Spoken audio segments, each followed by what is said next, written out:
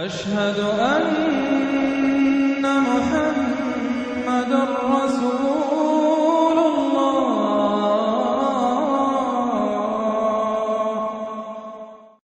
کہ منہج انقلاب محمدی کے دو حصے ہیں۔ اوپر کا حصہ ٹکراؤ، تصادم، وہ سب کو معلوم ہے، غزوہ بدر، غزوہ احد، غزوہ احزاب، فلاں فلاں کس کو نہیں معلوم؟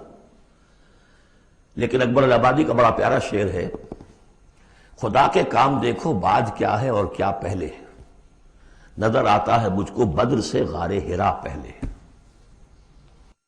کہانیاں تھیں جو سوچ و بچار تھا، پھر اس نے 12 برس تک مکے میں جو دعوت، تبلیغ، تربیت، تزکیہ، تعلیم، تنظیم، یہ کام کیا ہے۔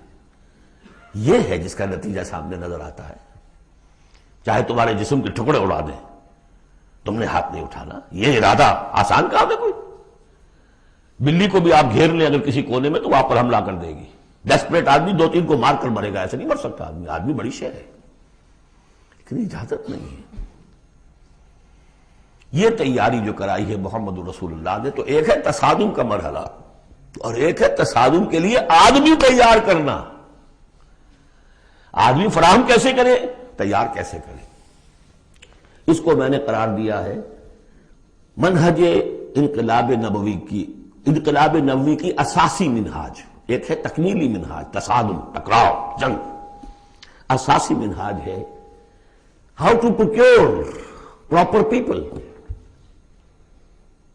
Procurement of people and then their training. یہ ہے مسئلہ، اور اس کا مرکز و محور قرآن ہے۔ اگلی سورہ، سورہ جمعہ، اسی سے بحث کر رہی ہے۔ یوں سمجھ لیجئے کہ بعثت محمدی کا مقصد، اس کے لیے تصادم کے مراحل، یہ سورہ صف میں، لیکن اس کے لیے مردان کار کی تیاری کا عمل سورہ جمعہ میں۔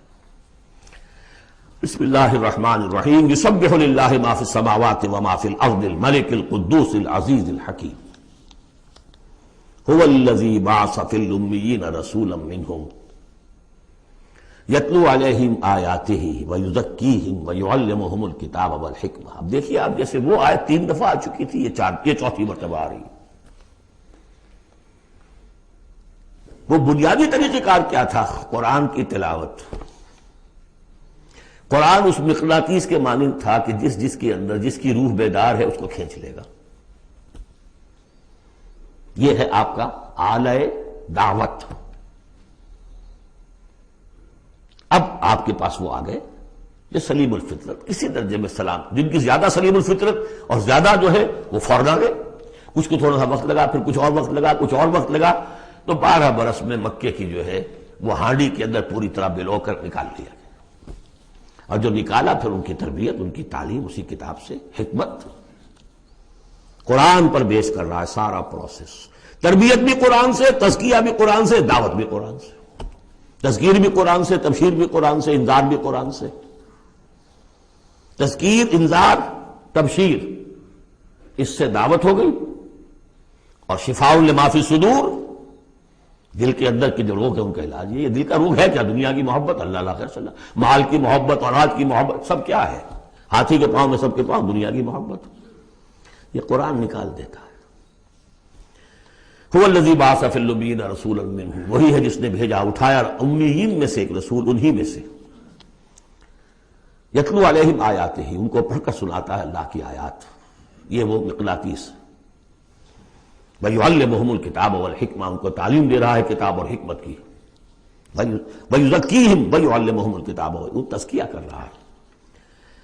تلاوت آیات کے ذریعے سے غلط نظریات ختم ہوئے، غلط نظریات ختم ہوئے۔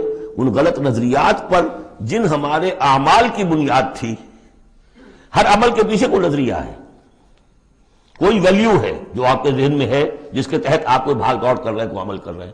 وہ ویلیو غلط ہے تو عمل غلط ہوگا، ویلیو صحیح عمل صحیح ہوگا۔ قرآن نے ویلیو آپ کی صحیح کر دی، تو گویا کہ اب یہ برے اعمال، بری عادات، یہ جیسے پت جھڑ میں پتے جھڑ جاتے ہیں، خود ہی جھڑ جائیں گے، کیسے رہیں گے؟ اندر سے تو غذا ہی نہیں مل رہی، اندر تو جڑ ختم ہو گئی ان کی۔ یہ ہے تزکیہ۔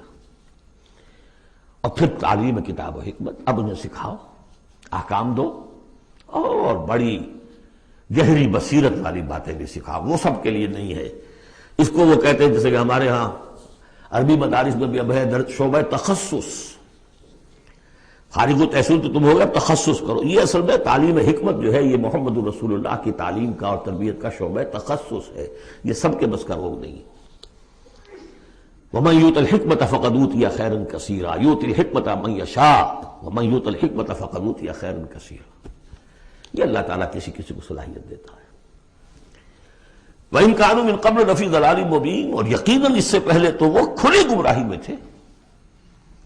وَآخَرِينَ مِنْهُمْ، اور محمد کو بھیجا ہے اللہ نے صرف امیین کے لیے نہیں، اوروں کے لیے بھی جو ہے تو انہی میں سے پوٹینشلی لما يلحقوا بهم، ابھی ان میں شامل نہیں ہوئے۔ حضور سے ان کے بارے میں پوچھا گیا، حضور نے مجلس میں بیٹھے ہوئے تھے، سلمان فارسی ان کے کندھے پر ہاتھ رکھا، فرمایا حکمت اگر سریا پر بھی ہوگی تو اس کی قوم کا کوئی شخص اسے لے آئے گا۔ اور کم سے کم یہ کہ تمام جو حنفی مسلمان علماء وہ سمجھتے ہیں کہ اس حضور کی حدیث کا مصداق امام ابو حنیفہ ہے رحمۃ اللہ علیہ۔ بہرحال اس میں کوئی شک نہیں کہ ایرانی قوم جو ہے بحیثیت مجموعی بہت ذہین فتین، فلاسفر ایک سے ایک بڑھ کر، متکلم سارے کے سارے ایرانی ہیں۔ یہ ساری چیزیں ان کے ہاں فلسفہ منطق دو چیزیں کی گھٹی میں، 3 مراکز رہے ہیں دنیا میں فلسفہ اور منطق کے، ہندوستان، ایران، یونان، 3 ہے۔ نمبر 2 پہ جرمنی آ جائے گا، اس لیے کہ وہ بھی ایرینز ہیں، یہ ایرینز ہیں، یہ حام کی نسل ہے میری تحقیق کے مطابق۔ اللہ تعالیٰ نے سام کی نسل کو چن لیا نبوت کے لیے، حام کی نسل کو چن لیا حکمت کے لیے۔ یہ میری رائے ہے، یہ صرف میرے اسٹریک تھاٹس ہیں، یہ کوئی یوں نہ سمجھیے، لیکن بہرحال میں اب آخری جو چیزیں بھی میرے پاس ہیں وہ بھی میں آپ کو اس دورہ ترجمہ قرآن میں دے رہا ہوں۔ وَآخَرِينَ مِنْهُمْ لَمَّا يَلْحَقُوا بِهِمْ، میرے نزدیک اس آیت کی صحیح تعبیر کیا ہے کہ ایک نیوکلیس، جیسے کہ اسٹرکچر آف ایٹم ہے، ایک نیوکلیس ہے، اس میں پروٹونز ہوتے ہیں، اور بھی بڑی بلائیں ہوتی ہیں، اب تو ایک سے ایک نکلی آ رہی ہیں۔ جب ہم نے فزکس پڑھی تھی تب یہ تھا کہ ایک نیوکلیس ہے، اس میں پروٹونز ہیں، پازیٹیو چارج ہے، اور پھر یہ ادھر جو ہے وہ اب جو الیکٹرانز چل رہے ہیں دائرے میں، بڑا ایٹم جو ہے وہ بہت سے دائروں میں۔ تو نیوکلیس اس امت کا امیین، بنو اسماعیل اور ان کے تابع اہل عرب مشرکین، یہ نیوکلیس۔ پھر سب سے پہلے ایرانی آ گئے، پہلا جو ہے الیکٹران ایرانیوں کا ہے۔ پھر رومی آ گئے، کچھ آ گئے، ادھر سے کچھ قبطی آ گئے ایجپشنز، ادھر سے آگے آپ بڑھے تو ہندی آ گئے، سندھی آ گئے، پہلے سندھی آئے پھر ہندی آئے، یہ سب ہیں اب مختلف دائرے، یہ بڑھتا جا رہا ہے۔ لیکن نیوکلیس امیین اور باقی سب آخرین۔ امیین میں سے چونکہ خود حضور تھے لہذا ان پر اتمام حجت آخری درجے میں ہو گئی، لہذا ان کے لیے کوئی رعایت نہیں تھی، اگر ایمان نہیں لائیں گے تو قتل کر دیے جائیں۔ یہ سورہ توبہ میں ہم پڑھ چکے ہیں۔ آخرین کے لیے رعایت یہ ہے کہ چاہیں تو اسلام لائیں چاہیں تو نہ لائیں، یہودی رہیں، عیسائی رہیں، کوئی رہیں، مجوسی رہیں، ہندو رہیں، سکھ رہیں، پارسی رہیں، جو چاہیں رہیں، لیکن نظام اسلام کا ہوگا، غلبہ اللہ کا ہوگا، دین ہم قائم کریں گے، تم رہو اپنے طور پر جو ہندو رہو، جو چاہو رہو۔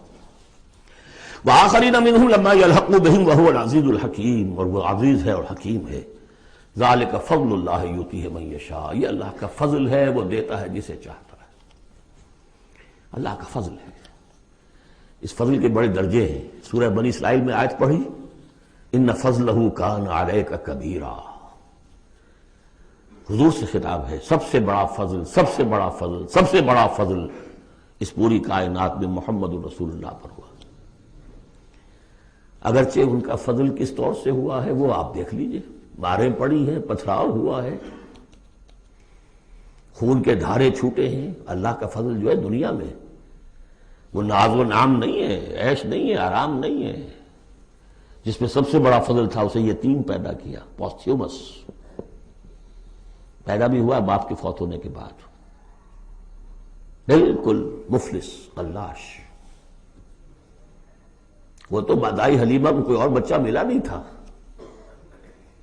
تو قرۂ فال بنا میں من دیوانہ زدن ہو گیا معاملہ، ورنہ لوگ جاتے تھے، اچھے کھاتے پیتے گھرانوں کے بچے لیتے تھے، یتیم کو کون لے جائے گا؟ لیکن وہ یتیم پھر کیا بنا؟ در یتیم. ووجدک ضالا فہدی ووجدک عائلا فاغنی الم یجدک یتیما فآوی. پھر جو کچھ ہوا ہے سخت، آپ کا جو نوجوانی کا دور ہے سخت مشقت مزدوری. آپ کہتے ہیں میں قریش کی بھیڑیں بکریاں چند ٹکوں کی مزدوری پر چلایا کرتا تھا. قرارید، درہم و دینار نہیں، قرارید ٹکے کیسے؟ بہرحال یہ دنیا کا معاملہ اور ہے. فرمایا وَآخَرِينَ مِنْهُمْ لَمَّا يَلْحَقُوا بِهِمْ وَهُوَ الْعَزِيزُ الْحَكِيمُ ذَلِكَ فضل اللہ. یہ میں بیان کر رہا تھا فضل کبیر بلکہ فضل اکبر تو ہوا حضور پر. پھر جو بھی محمد کے دامن سے وابستہ ہو گیا بہت بڑا فضل ہے. چاہے اللہ نے ہمیں پیدائشی طور پر یہ فضل دے دیا ہے، ہم اس فضیلت کا قدر نہ کریں اور وہ پھر رانگہ درگاہ حق ہو جائے وہ دوسری بات ہے. اللہ نے تو دیا. بل اللہ یمن علیکم ان ہداکم للایمان، تمہیں اس راستے پر ڈال دیا ہے اللہ کے بندو، تمہیں پیدا کیا وہاں جہاں تم نے پیدا ہوتے کال میں اذان سنی ہے اور دوسرے کال میں اقامت سنی ہے. اس سے بڑا فضل کیا ہوگا؟ لیکن تم نے اس کی ناقدری کی تو یہ دوسرا بات ہے. ذالک فضل اللہ یؤتیہ من یشاء واللہ ذو الفضل العظیم. اللہ بڑے فضل والا ہے. لیکن یہ کہ اب یہ جو پروسیس تھا، جو محمد رسول اللہ کا اعلی انقلاب تھا، قرآن، اب محمد تو جا رہے ہیں صلی اللہ علیہ وسلم، یہ پروسیس آگے کون جاری رکھے گا؟ نبی تو کوئی آنا نہیں. لہذا حضور نے کہا خطبہ حجۃ الوداع میں قد ترکت فیکم ما ان تمسکتم بہ او اعتصمتم بہ لن تضلوا ابدا کتاب اللہ. میں چھوڑ کر جا رہا ہوں. یہ محمد کے قائم مقام ہے یہ قرآن. یہ عصائے موسیٰ سے 100 گنا بڑا معجزہ ہے. عصائے موسیٰ صرف موسیٰ کے ہاتھ میں تھا تو معجزہ تھا، بعد میں تو وہ لٹھیا کی لٹھیا ہے. اور کیا ہے؟ پڑا ہوگا کسی ٹرنک کے اندر شاید ہو اب بھی، جیسے کہ کہتے ہیں یہودی ہے لاٹھی ہے. اب وہ سانپ تو نہیں بنے گا کسی کے لیے. یہ معجزہ ہے جو ہر ایک کے ہاتھ میں آ سکتا ہے، بشرطے کہ اس کا حق پہچانے، اس کا حق ادا کرے، اس کی قدر و قیمت کو جانے. افبہذا الحدیث انتم مدہنون وتجعلون رزقکم انکم تکذبون. اس کے ساتھ تمہارا یہ معاملہ ہے، یہ مداہنت ہے. دنیا بھر کی زبانیں سیکھ لو، دنیا بھر کے علوم سیکھ لو، اتنی عربی نہیں کہ قرآن مجید کو براہ راست سمجھ سکو. اور اگر یہ قرآن تمہیں پوزیس کر لے گا تو خدا کی قسم کھا کر کہتا ہوں کہ کسی اور کام میں دل نہیں لگے گا آپ کا. یہ کیا کام ہے؟ گھس گھس گھس گھس گھس کر کے تنخواہ ہو گئی 30,000 40,000 50,000 تنخواہ لے کے آ گئے. بس یہی ہے. Were you created for that? ابراہیم بن ادم کا آپ نے سنا ہوگا نام. بادشاہ تھے کسی علاقے کے، شکار پر گئے ہوئے تھے تو وہاں کہیں آواز انہیں سنائی دی، کسی فرشتے کی تھی یا یہ کہ خود ان کے اپنے دل کی آواز تھی. یا ابراہیم لہذا خلقت ام لہذا امرت. اے ابراہیم سوچو، کیا اس کام کے لیے تمہیں پیدا کیا گیا تھا؟ کیا تم اس کام کے لیے پیدا کیے گئے تھے اور تمہیں اس کام کا حکم ہوا تھا شکار کھیلو جا کر؟ بس وہی سے کایا پلٹ ہوئی. تو سوچنے کی بات ہے. اب ترتیب بتا رہا تھا اصل میں، ورنہ بات لمبی ہو جائے گی، کہ اب یہ قرآن کے بارے میں تمہارا طرز عمل کیا ہوگا. تصویر دکھائی جا رہی ہے پھر سابقہ امت کی، انہیں بھی ہم نے دی تھی کتاب تورات. مثل الذین حملوا التوراۃ ثم لم يحملوها كمثل الحمار يحمل اسفارا. مثال ان لوگوں کی جو حامل تورات بنائے گئے پھر وہ اس کے حامل ثابت نہ ہوئے. اور حمل میں خاص ایک بات ہے. حمال کسے کہتے ہیں؟ بوجھ اٹھا کر ایک جگہ سے دوسری جگہ لے کر جانا، حمال اسے کہتے ہیں. اسر اور حمل میں نے فرق بتایا تھا آپ کو سورہ بقرہ جب پڑھ رہے تھے آخری کا، کہ اسر وہ بوجھ ہے جس کے نیچے انسان دب کر رہ جائے، چل نہ سکے، اسر ہے. اور حمل وہ ہے جس کو لے کر چل سکے. اب عورت کا بھی حمل ہوتا ہے، وہ لے کر چلتی ہے. بہرحال جب ایڈوانس پریگننسی ہوتی ہے، دکھ تو ہے، تکلیف ہے، واہنن علی واہنن تو ہے، چل سکتی ہے. اسی طرح حمال ہے، وہ لے کے جا رہا ہے. تو تو حملوا التوراۃ، یہ اللہ تعالیٰ جس کو یہ کتاب دیتا ہے، حامل بناتا ہے، اس کے ذمے سے پہنچاؤ. لتبیننہ، تمہارا فرض ہے اسے واضح کرو، اسے عام کرو. یا اہل القرآن، حضور نے فرمایا ہے قرآن والو لا تتوسدوا القرآن، قرآن کو تکیہ نہ بنا لینا. ایک ذہنی سہارا ہمارے پاس اللہ کی کتاب ہے. 40 من سونا ہم نے لگا دیا ہے اس قرآن کو تاروں سے لکھنے پر. معلوم ہے آپ کو، رکھا ہوا ہے ہمارے ہاں. ایوبی دور کی یادگار، لاہور میں جو اسمبلی چیمبر کے باہر جو ہے، یہ دیکھ لیجیے. میں نے تو آج تک نہیں دیکھا. مجھے تو یہ قرآن بہت اچھا لگتا ہے اپنا. جامع جم سے یہ میرا جامع صفات اچھا ہے، بشرطے کہ اس قرآن کے ساتھ آپ کا تعلق ہو ثینی اور قلبی اور روحانی. بہرحال قرآن مجید کے حامل بنائے گئے تھے اس لیے کہ اوروں تک پہنچاؤ. ثم لم يحملوها، انہوں نے نہیں اٹھایا. کمثل الحمار، ان گدھوں کے مانند ہیں. یحمل اسفارا، جو کتابوں کا بوجھ پھر اٹھائے پھر رہا. مکالمات فلاطن بھی لکھ دیجئے آپ، باندھ کر گشڑی رکھ دے، انسائکلوپیڈیا برٹانیکا پورا رکھ دے، گدھے کو کیا فائدہ اس سے. مثل القوم الذین کذبوا بآیات اللہ، مثال اس قوم کی جس نے اللہ کی آیات کو جھٹلایا. بے صاحب بہت بری ہے. اب یہ جھٹلانا میں پہلے واضح کر چکا ہوں سورہ واقعہ پڑھتے ہوئے. یہ جھٹلانا ہے، یہ ہمارا قرآن کو جھٹلا رہے ہیں ہم اپنے عمل سے. ایک شخص آپ سے پوچھے گا آپ قرآن کو اللہ کا کتاب مان لیا؟ میں مانتا ہوں. آپ نے کبھی پڑھا اس کو؟ آپ 7 سمندر کا سفر پار کر کے یہاں MBA کرنے تشریف لے آئے ہیں امریکہ میں. MBA معلوم ہوتا ہے کہ کوئی پتہ نہیں، کوئی جنت کی کوئی سیٹ ہے کیا ہے. قرآن آپ نے نہیں پڑھا تو کیسا ایمان ہے آپ کا قرآن پر؟ کیا جواب دیں گے؟ تکذیب کر رہے ہیں اپنے عمل سے. بئس مثل القوم الذین کذبوا بآیات اللہ واللہ لا یہدی القوم الظالمین. اللہ ایسے ظالموں کو زبردستی تو ہدایت نہیں دیتا. اللہ کی ہدایت ایسی گھٹیا شے تو نہیں ہے، اتنی حقیر شے تو نہیں ہے. اب دیکھیے 4 آیتیں، یہ یہاں پر بھی 4 4 جمع 3 کی تقسیم ہے. 4 آیتیں پوری ہو گئی تھی. حضور کی بعثت 2 میں ہے. امیین نیوکلیس ہے، آخرین سب الیکٹرانز ہیں اس کے چاروں طرف. یہ ملٹی نیشنل امت ہے. ملٹی نیشنل فرمز تو آپ کو معلوم ہے، ملٹی نیشنل. جبکہ سابق جو امت تھی بنی اسرائیل، وہ یونی ریشیل، ایک نسل کی. یونی ریشیل، یونی نیشنل، یہ multi racial, multi national. Hindi بھی، فارسی بھی، ایرانی بھی، ترک بھی، چینی بھی. اب تو دنیا کا میں نہیں سمجھتا کہ کوئی قوم رہ گئی ہو، کوئی نسل رہ گئی ہو جس میں کچھ نہ کچھ مسلمان موجود نہ ہوں. اور دوسری بات یہ کہ حضور کا بنیادی کیا ہے؟ اعلی دعوت، اعلی تربیت، جس سے کہ مردان کار تیار کیے جو جہاد اور قتال کریں گے، وہ ہے قرآن. اب آگے 4 آیتوں میں وہ جو طرز عمل ہمارا ہو گیا اس کی تصویر دکھائی جا رہی ہے بنی اسرائیل کے طرز عمل میں. مثل الذین حملوا التوراۃ ثم لم يحملوها كمثل الحمار يحمل اسفارا بئس مثل القوم الذین كذبوا بآیات اللہ واللہ لا يهدی القوم الظالمین.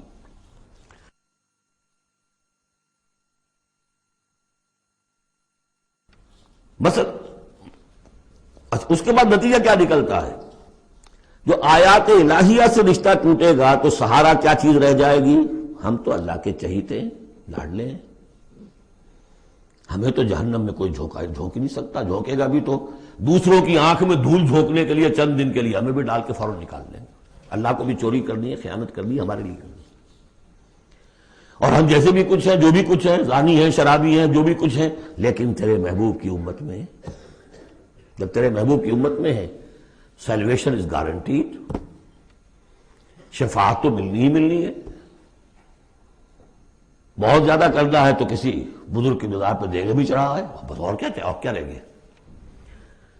یہ ہے وہ سارا معاملہ، یہ ہے وہ امانی، یہ ہے وہ من گھڑت خیالات، یہ ہے وہ وشفل تھنکنگ سے جو عقیدوں کی شکل بن جاتی ہے، جس کی وجہ سے عمل سے. وہ جو اقبال نے کہا کہ پتہ نہیں نام کیا ہے اس کا، خدا فریبی کہ خود فریبی، عمل سے فارغ ہوا مسلمان بنا کے تقدیر کا بہانہ. وہ تقدیر کی بجائے آپ یہاں یہ عقائد جوڑ لیجئے تو پھر عمل کی کیا ضرورت ہے؟ بے وقوف ہوگا جو عمل کرے، رشوت نہ لے، عیش نہ کرائے بچوں کو، بے وقوف ہے، احمق ہے، پاگل ہے۔ قل یا ایھا الذین ھادوا ان زعمتم انکم اولیاء للہ من دون الناس، کہہ دیجئے اے نبی، اے وہ لوگوں جو یہودی ہو گئے ہو، اگر تمہارا واقعی یہ گمان ہے کہ تم اللہ کے دوست ہو اور اللہ تمہارا دوست ہے۔ ان زعمتم، زوم کا لفظ اردو میں بھی بولتے ہیں خیال خام کے لیے، بڑا زوم ہو گیا اسے۔ ان زعمتم، اگر تمہیں یہ خیال خام لاحق ہو گیا ہے، انکم اولیاء للہ من دون الناس فتمنوا الموت ان کنتم صادقین، یہ سورہ بقرہ میں آ چکا مضمون۔ اگر ایسے واقعی خیال ہے تو تمہیں موت کی تمنا کرنی چاہیے۔ دوست سے ملنے کی آرزو ہوتی ہے یا ہجر کی؟ وصال چاہیے یا ہجر چاہیے؟ ولا يتمنونه ابدا بما قدمت ایدیہم، یہ ہرگز تمنا نہیں کر سکتے موت کی۔ کیوں؟ بسبب اس کے جو ان کے ہاتھ آگے بھیج چکے ہیں، انہیں معلوم ہے ہم نے کیا کرتوت آگے بھیجے ہیں۔ بل الانسان علی نفسہ بصیرہ، انسان کو خود معلوم ہے کہ میں کیا کچھ بھیج چکا ہوں، کیا کیا کمائیاں کی ہیں، کیا کیا حرام خوریاں کی ہیں، وہ سارے کے سارے جو ہیں وہ تو آگے بھیجے ہوئے ہیں۔ واللہ علیم بالظالمین، اللہ ان ظالموں سے خوب واقف ہے۔ قل، اے نبی ان سے کہہ دیجئے، ان الموت الذی تفرون منہ فانہ ملاقیکم، وہ موت جس سے تم بھاگتے ہو وہ تم سے ملاقات خود فرما لے گی۔ تم بھاگتے رہو، انہ ملاقیکم، وہ آن کھڑی ہوگی سامنے۔ ثم تردون الی عالم الغیب والشہادہ، پھر تمہیں لوٹا دیا جائے گا اس ہستی کی طرف جو غیب اور شہادہ سب کا جاننے والا ہے، جو تمہارے سامنے ہے اس کا بھی، جو تمہارے پیچھے ہے اس کا بھی، جو بحیثیت نوع انسانی تمہارے لیے کھول دیا گیا اس کا بھی، اور جو تمہارے سے غیب میں رکھ دیا گیا اس کا بھی۔ فَيُنَبِّئُكُم بِمَا كُنتُمْ تَعْمَلُونَ، پھر وہ تمہیں جتلا دے گا جو کچھ تم کرتے رہے تھے۔ یہ دوسرا حصہ ہو گیا 4 آیات کا۔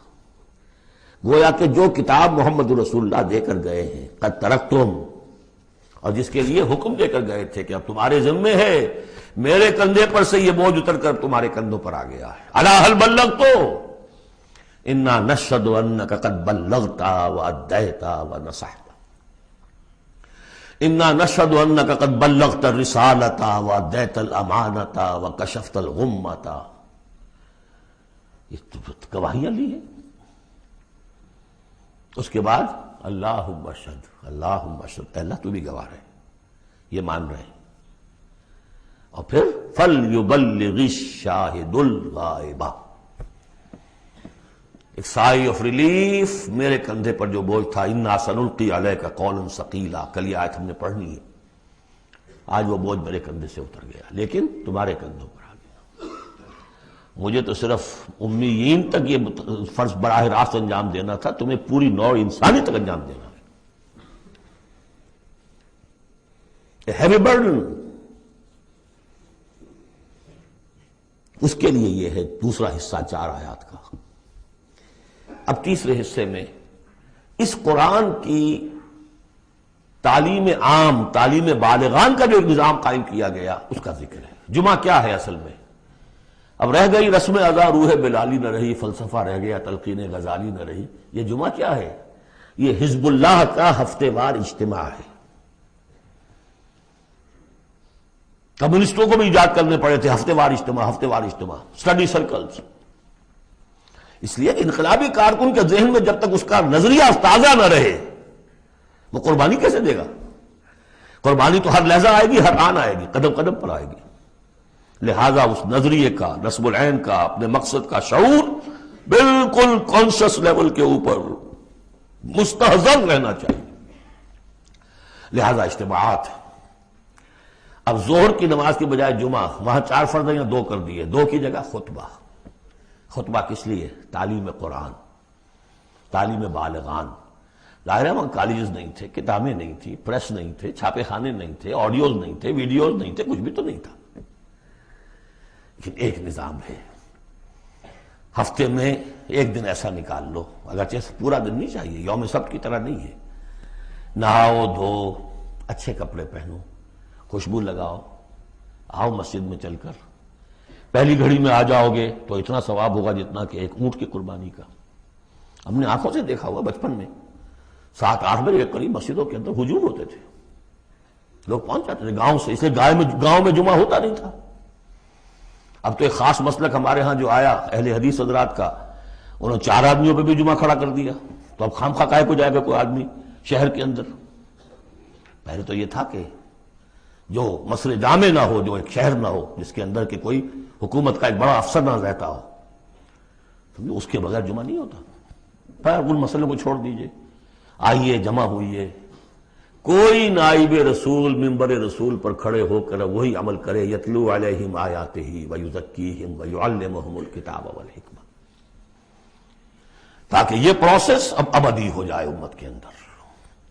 اس لیے جمعے کی یہ اہمیت ہے کہ فرمایا گیا کہ 3 جمعے بھی چھوڑ دو گے بغیر عذر کے لَيَخْتِمَنَّ اللَّهُ عَلَىٰ قَلْبِهِ، اس شخص ایسے شخص کے دل کے اوپر اللہ تعالیٰ مہر کر دیتا ہے۔